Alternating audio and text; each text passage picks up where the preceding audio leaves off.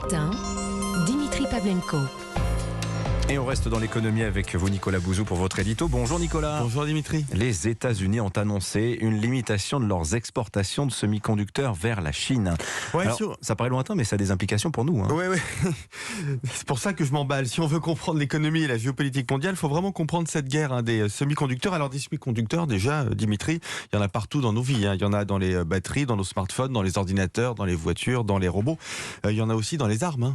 Pour faire des missiles guidés, vous avez besoin de semi-conducteurs. Alors, le problème pour notre souveraineté, vous allez le comprendre, c'est que 70% des semi-conducteurs dans le monde utilisés dans le monde sont produits à Taïwan. 90% si on regarde les semi-conducteurs les plus petits, les plus sophistiqués.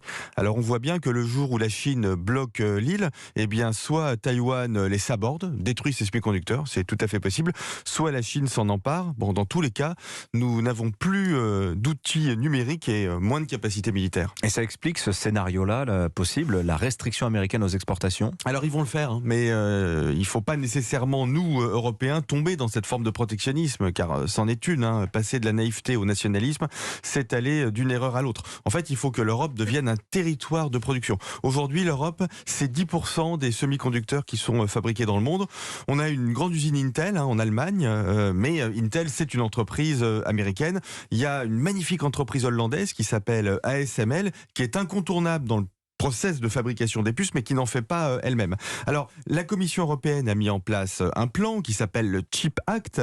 Chip, ça veut dire puce, et ce plan vise à atteindre une part de marché de 20% pour l'Europe en 2030. Mais au fond, le problème est plus général. Ce qu'il faut comprendre, c'est que la puissance économique, elle est un attribut de la puissance géopolitique. On ne pèse plus dans l'arène internationale, Nicolas, sans une économie puissante. Oui, c'est clair, et les diplomates nous le disent quand on leur en parle. La crédibilité géopolitique, elle passe par la maîtrise des technologies de pointe, l'intelligence artificielle par exemple. Puis concrètement, une économie puissante est nécessaire pour construire une armée moderne crédible. Alors, il ne faut pas produire tout et n'importe quoi. On a beaucoup parlé des masques ces 3 dernières années. Bon, mais les masques, on peut les acheter à l'étranger. Ça ne sert pas à grand-chose, honnêtement, de produire tous les masques nous-mêmes.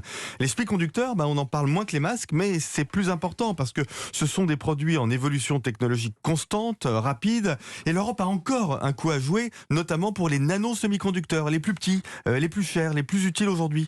Et là, Dimitri, vous voyez, avec cette histoire de semi-conducteurs, on parle de notre prospérité future, de notre indépendance, de notre capacité à avoir une influence sur la scène mondiale. Merci beaucoup, Nicolas Bouzou, 7h23.